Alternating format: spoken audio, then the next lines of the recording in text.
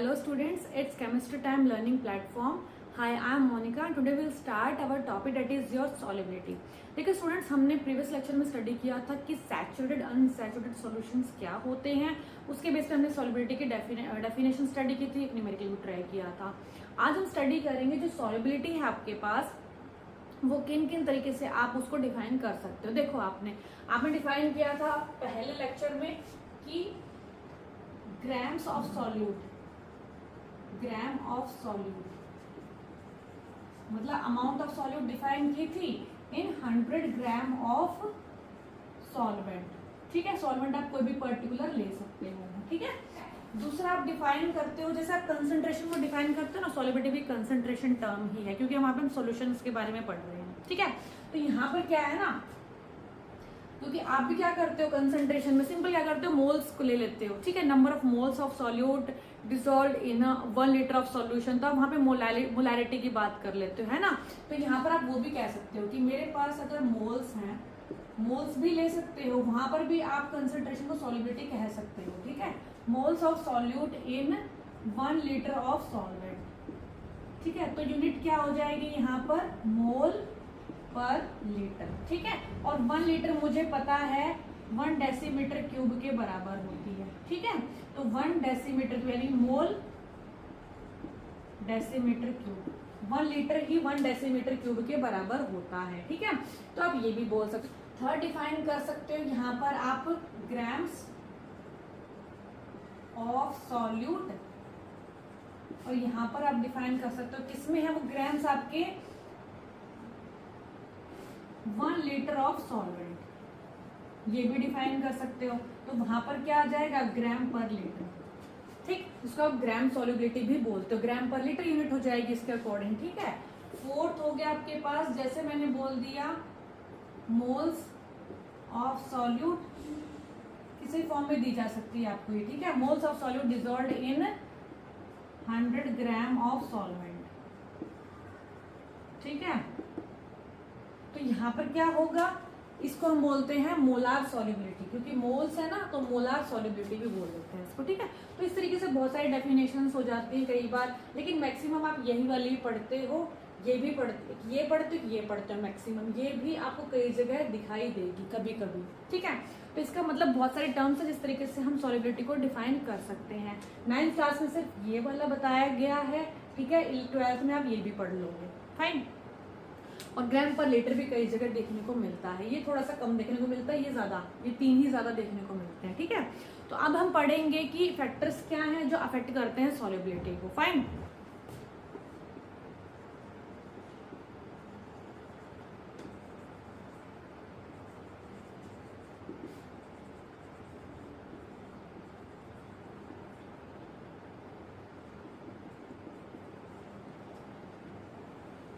देखो यहाँ पर जो फैक्टर्स अफेक्टिंग सॉल्युबिलिटी है उसमें क्या क्या आता है आपके पास, 2 फैक्टर्स होते हैं मेनली। एक तो होता है nature of solute plus solvent. ठीक है, दोनों का नेचर डिपेंड करता है कि उनका नेचर कैसा है आपस में। अब मुझे ये बताओ, एक तो फैक्टर हो गया आपका कौन सा, नेचर, किसका, nature of solute and solvent. ठीक है, दूसरा आपका डिपेंड करता है टेम्परेचर।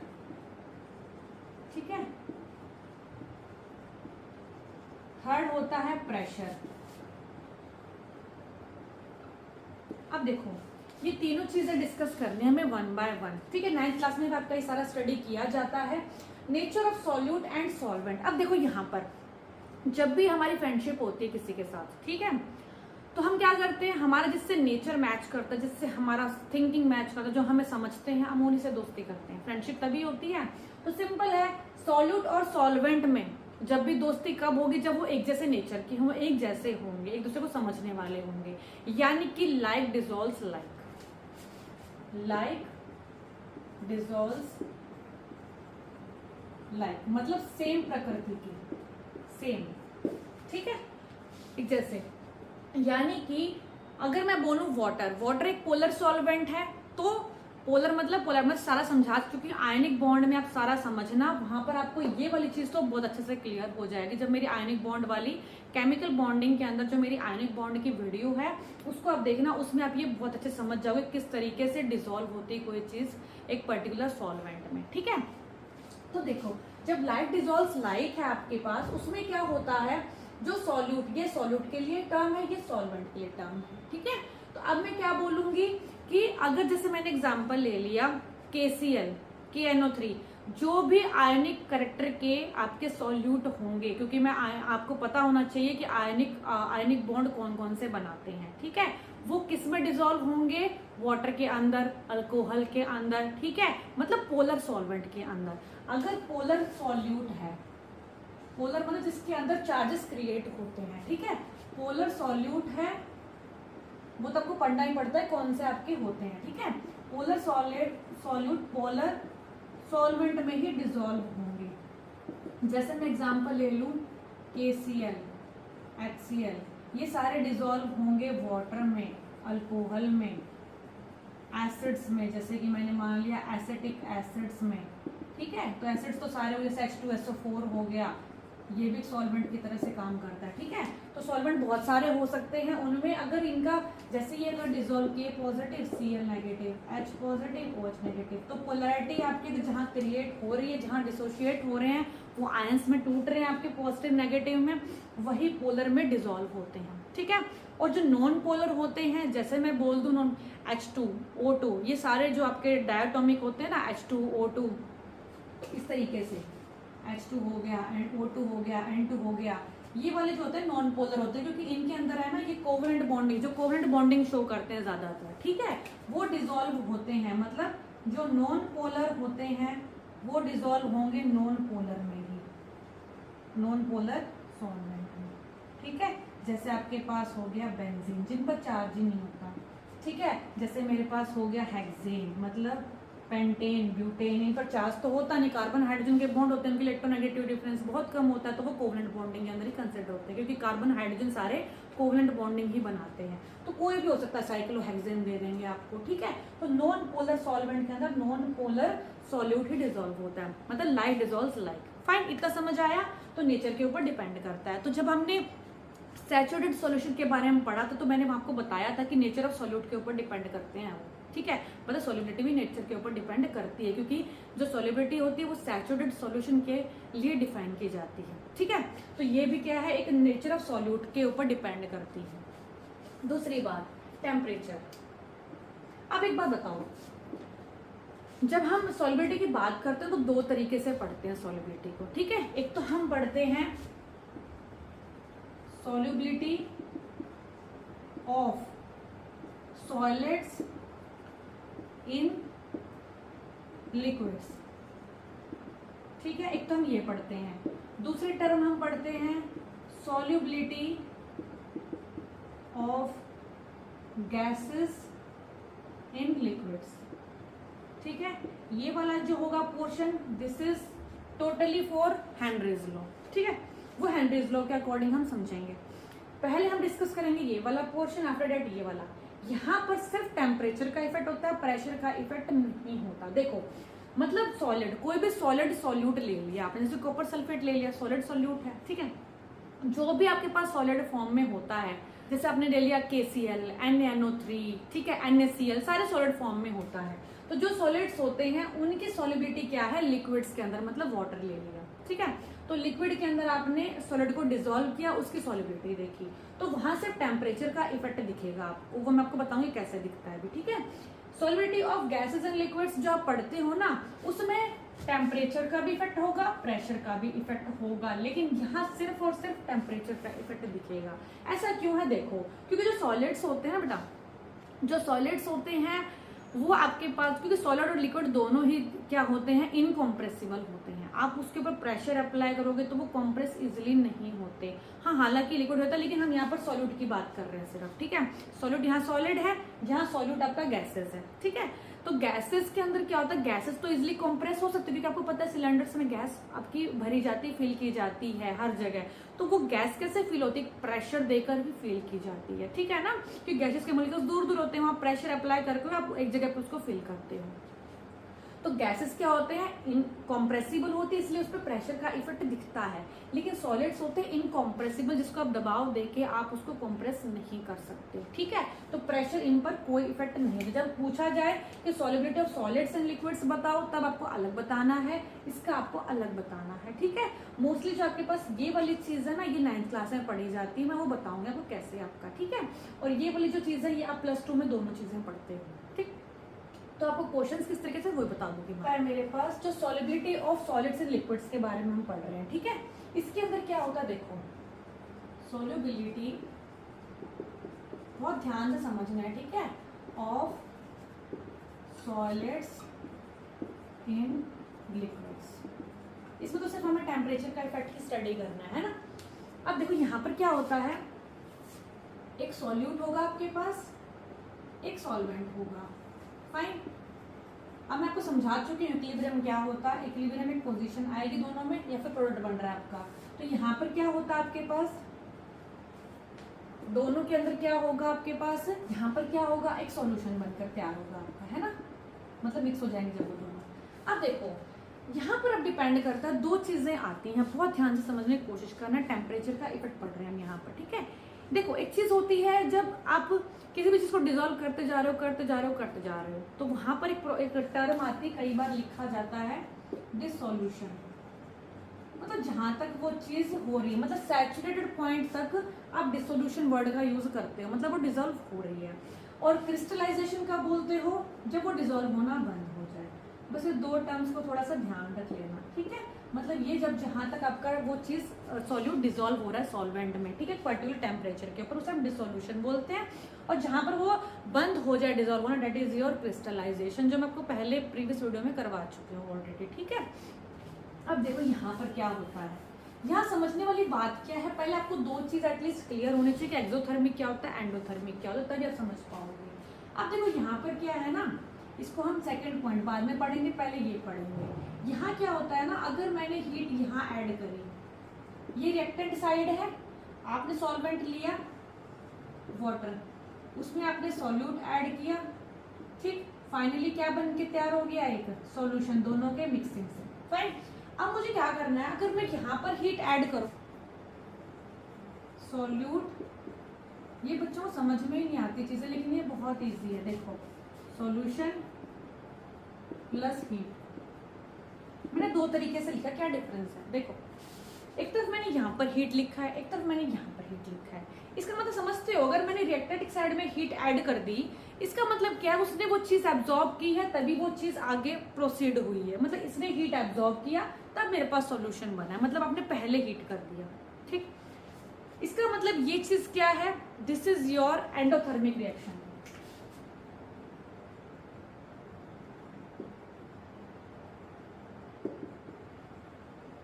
मतलब जिसके अंदर हीट एब्जॉर्ब होती है, ठीक, हीट एब्जॉर्ब होती है, उसको क्या बोलते हैं, एंडोथर्मिक। मतलब इस तरफ आपने हीट एब्जॉर्ब हो रही है, रिएक्टेंट साइड में आपने हीट दी है, उसने एब्जॉर्ब किया है, फिर एक सॉल्यूशन बनकर तैयार हुआ है, this is your endothermic reaction.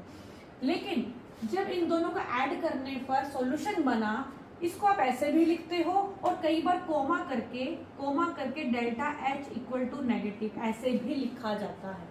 अलग से लिखोगे तो ऐसे आएगा, ठीक। और इसको अगर अलग से लिखोगे तो कैसे आएगा, delta H is equal to positive, comma करके।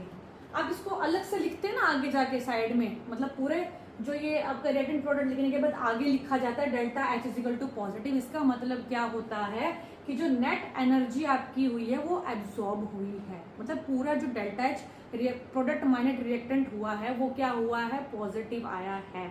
मतलब कि जो आपके पास सिस्टम है उसने हीट एब्जॉर्ब कर दी, ठीक है, तभी पॉजिटिव आया है। ये नेट एनर्जी चेंज नेगेटिव, इसका मतलब सिस्टम ने हीट रिलीज कर दी है, ठीक है।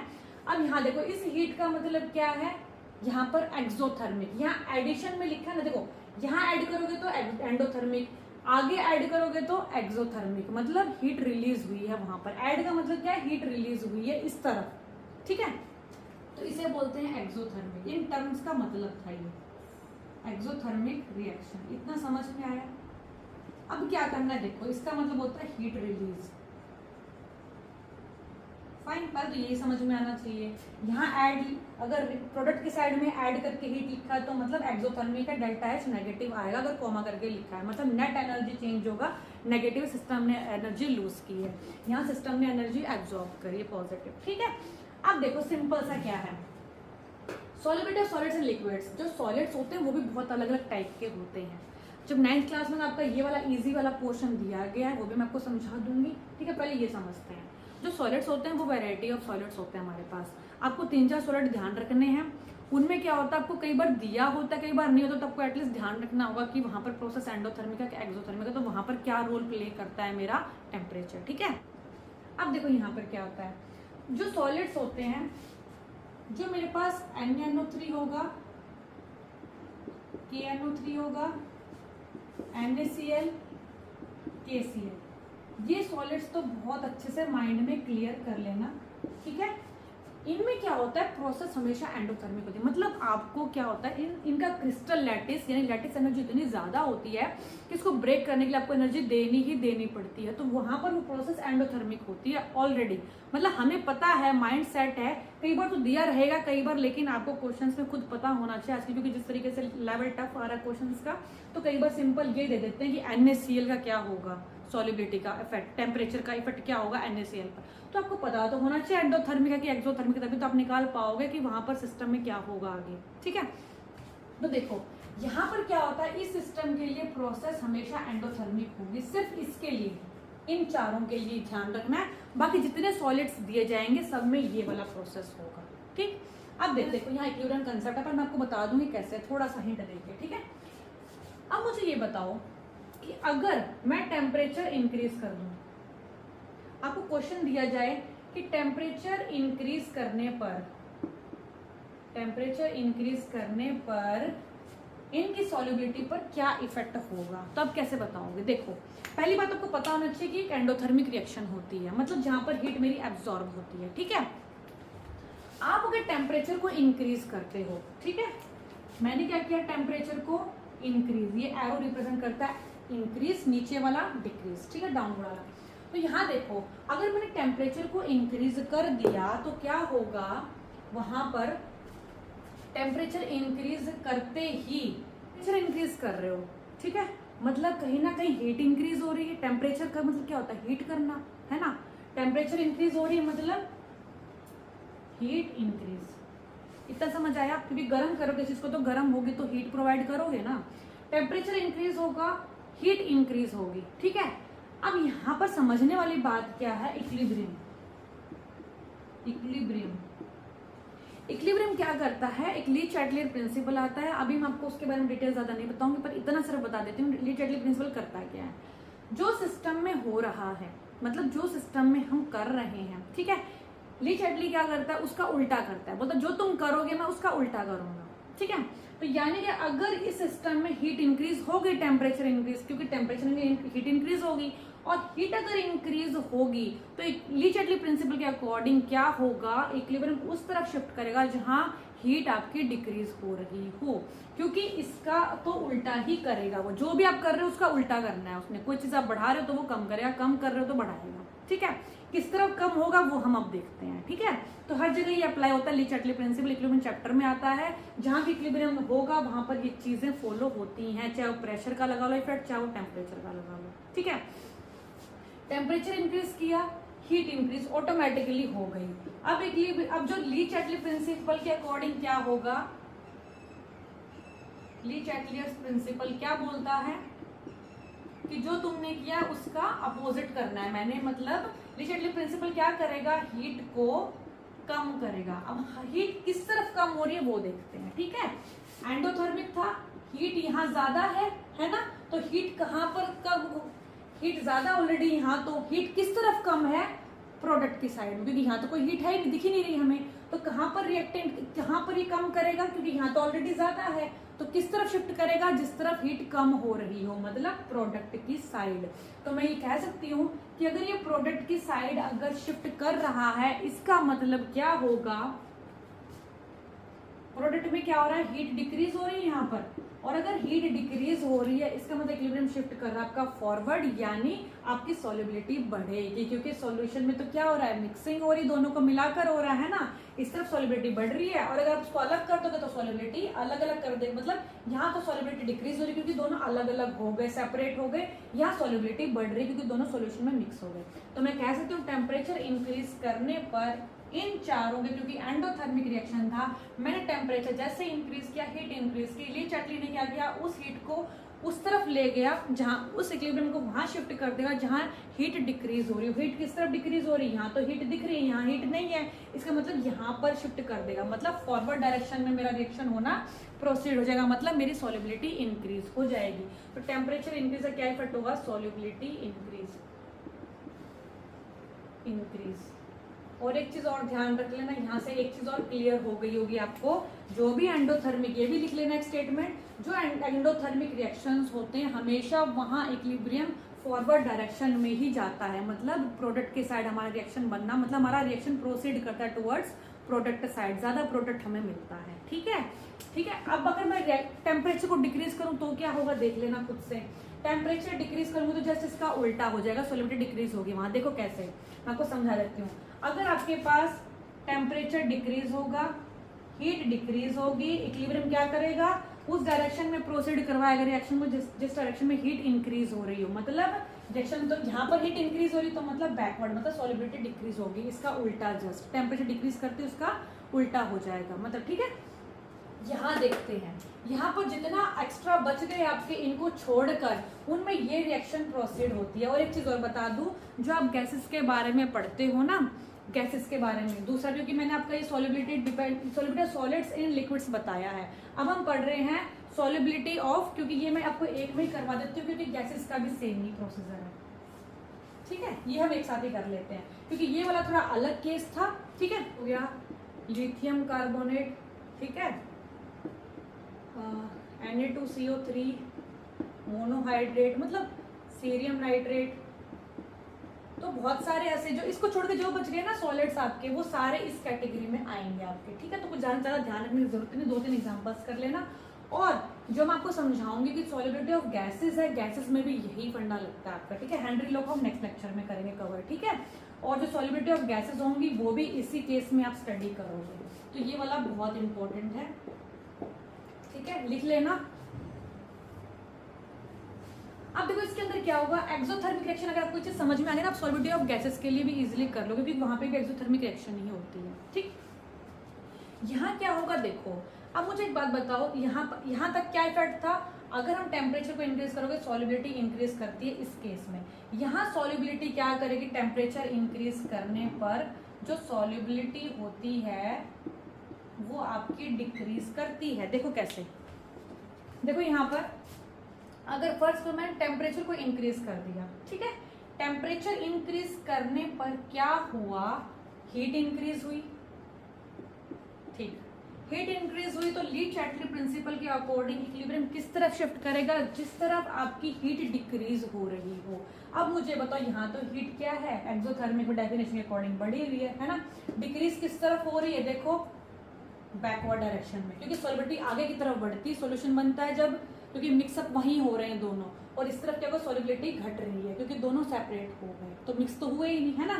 तो यानी कि हीट आपकी इक्विलिब्रियम शिफ्ट किस तरह, इक्विलिब्रियम शिफ्ट्स किस डायरेक्शन में शिफ्ट करेगा आपका, इन बैकवर्ड डायरेक्शन। क्यों, क्योंकि वहां पर हीट आपकी क्या कर रही है, डिक्रीज कर रही है, हीट डिक्रीज कर रही है। ठीक है, हीट इस तरफ इंक्रीज है, इस तरफ डिक्रीज कर रही है, उस तरफ शिफ्ट करेगा जिस तरफ हीट को ये, क्योंकि देखो हीट इंक्रीज, अब मुझे हीट डिक्रीज, तो ये क्या करता है, इफेक्ट को अंडू करता है, मतलब कैंसिल आउट कर देता है, जो आप कर रहे हो उसका उल्टा करेगा तो कैंसिल आउट कर देगा। ओवरऑल इक्विलिब्रियम मतलब सेम रहेगा जैसे पहले था, वैसे का वैसा ही मेरी जैसे थे वैसे का वैसा ही रहेगा। ठीक है सिस्टम। तो अब यहाँ पर समझने की क्या बात है, सिंपल ऐसे ध्यान रख लो, कोई चीज बढ़ रही है तो मुझे उसको नलीफाई करना है, मतलब उसको कैंसिल आउट करना, तो मुझे क्या करना पड़ेगा, हीट को डिक्रीज करना पड़ेगा। वो मेरा बैकवर्ड डायरेक्शन में हो रहा है, बैकवर्ड में क्या हो रहा है, सॉलिबिलिटी डिक्रीज हो रही है। तो मैं कह सकती हूँ टेम्परेचर इंक्रीज करने से सॉलिबिलिटी डिक्रीज होती है, और यही फंडा आपका गैसेस में होता है। देखो कैसे बताती हूँ। अगर मैं ये चीज, अगर मुझे बताओ, देखो ये चीज ना एक्सोथर्मिक रिएक्शन होती है, जो बाकी आपके ये जो इसके अलावा बच गए ना, सब में एक्सोथर्मिक रिएक्शन काम करता है। गैसेस में भी क्या होता है, सॉल्यूट क्या हो जाएगी, गैस हो जाएगी, प्लस सॉल्वेंट यानी वाटर हो गया, गिव्स सॉल्यूशन। जैसे आप कोल्ड ड्रिंक्स में देखते हो, कोल्ड ड्रिंक्स में क्या होता है, आपके सॉल्युबिलिटी होती है ना गैस की, ये सेम ही है, सॉल्युबिलिटी ऑफ गैस अब प्लस सॉल्वेंट, ठीक है। अब यहाँ पर क्या हो जाएगा, गैस। जैसे आप बोलते हो ना ये इक्विलिब्रियम है, ठीक है, सॉल्यूशन बन गया। जैसे मैं एग्जांपल दूं, आपने कोल्ड ड्रिंक्स देखी होगी, कोल्ड ड्रिंक बोतल, ठीक है। तो यहाँ पर क्या होगा, आप यहाँ पर CO2 को डिजोल्व करते हो, कार्बन डाइऑक्साइड गैस होती है उसके अंदर, है ना। कोल्ड ड्रिंक्स में कौन सी गैस होती है, कार्बन डाइऑक्साइड, उसको आपने इस वाटर में मिलाया हुआ है। और भी बहुत सारी चीजें होती हैं, जैसे शुगर डाल देते हैं, बहुत सारी चीजें डाली होती हैं एक्स्ट्रा, लेकिन हमें मेन चीज पढ़नी है क्या। तो गैस है और ये सॉल्वेंट है, सोडा वाटर बॉटल, ठीक है। अब क्या होगा, जैसे ही मैंने टेम्परेचर बढ़ाया, अब आपको ये तो समझ में आती है चीज, टेम्परेचर बढ़ाते क्या होगी, ये गैस यहाँ से एक्सपेल हो जाएगी, बाहर चली जाएगी। यही इसका रीजन है। देखो जब हम इस गैस को इस पे फिल करते हैं तो बहुत ज्यादा प्रेशर के अंदर इसको फिल किया जाता है, ठीक है। मैं बताऊंगी प्रेशर का इफेक्ट कैसे लगता है। प्रेशर के अंदर इसको क्या किया जाता है, फिलअप किया जाता है, प्रेशर देकर इसके अंदर मिक्स किया जाता है। मतलब प्रेशर बढ़ाने से सॉलिबिलिटी इनकी क्या आपस में क्या हो रही है, गैसेस के सॉल्वेंट में बढ़ रही है। लेकिन जैसे टेम्परेचर इंक्रीज करोगे, टेम्परेचर इंक्रीज करते ही क्या होगी, सॉलिबिलिटी मतलब ये बाहर आना स्टार्ट हो जाएगी, क्योंकि बाहर आना स्टार्ट हो जाएगी। क्यों हो जाएगी, क्योंकि सॉल्युबल है तभी अंदर है, बाहर आती क्या हो जाएगी, सेपरेट हो जाएगी सॉल्वेंट्स, ठीक है। तो इसका मतलब क्या है, ये एक एक्सोथर्मिक रिएक्शन है। जब ये दोनों मिक्स हो रहे हैं ना आपस में, तो बहुत ज्यादा हीट रिलीज होती है उस टाइम पे, तो ये वाली एक्सोथर्मिक रिएक्शन के अंडर आती है ऑटोमेटिकली, मतलब ये होता है, ठीक है।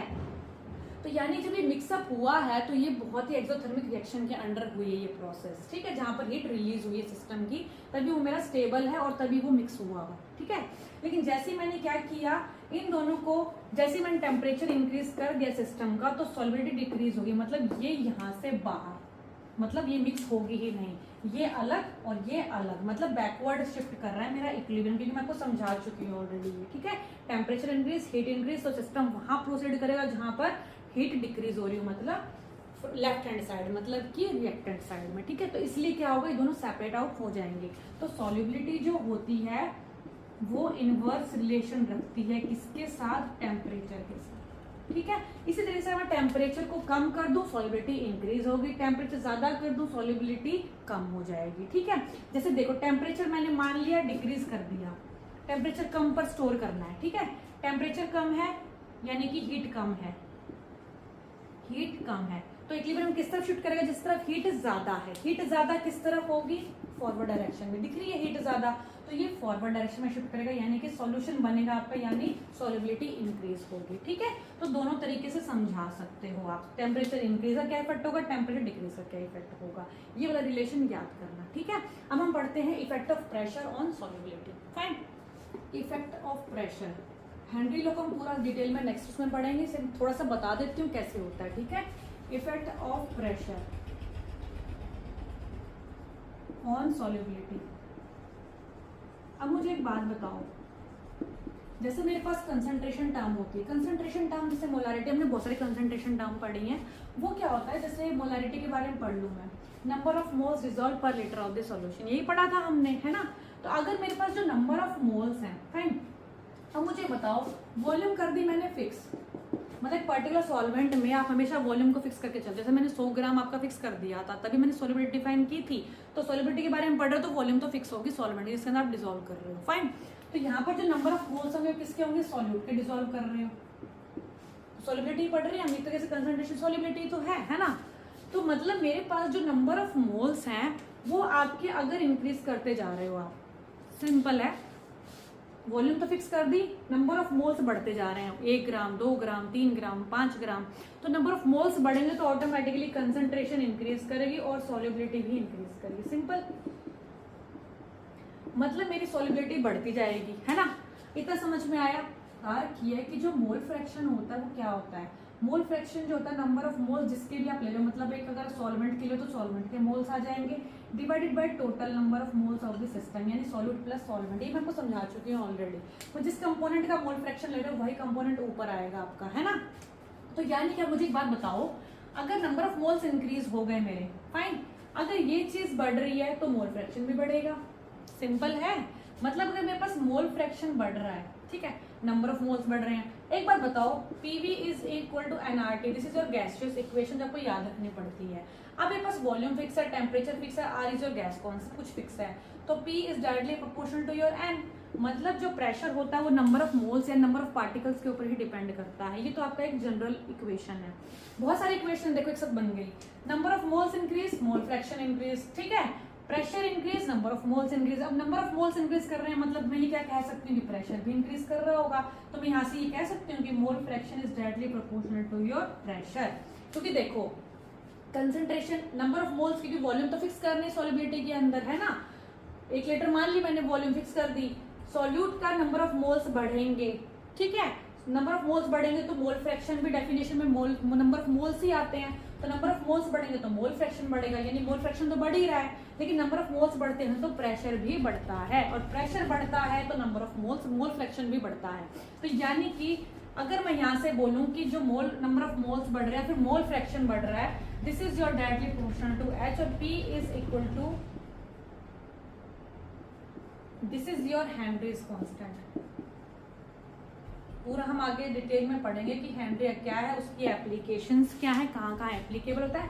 बट सिंपल बताना था मुझे कि जो प्रेशर होता है नंबर ऑफ मोल्स के ऊपर डिपेंड करता है। मतलब जितनी ज्यादा, अगर आप, अब जैसे मैंने आपको बोला ना कि आप एक कोल्ड ड्रिंक की बॉटल ले रहे हो, ठीक है, आपने उसके अंदर CO2 फिल्ड की हुई है, ठीक है, तो यानी कि अब मुझे एक बात बताओ, पहले सिंपल आपके यहाँ पे पानी था, ठीक है, पहले कोई गैस नहीं थी, लेकिन जैसे आपने gas under high pressure add करनी स्टार्ट की, पहले क्या था, गैस भी थी, लेकिन गैस क्या था ना, गैस बाहर थे इसके पार्टिकल्स, गैस के CO2 के दूर दूर, ठीक है, और यहाँ पर क्या आपने अंडर हाई प्रेशर उसको ऐड करना स्टार्ट कर दिया, ठीक है, यहाँ पर आपका वाटर है।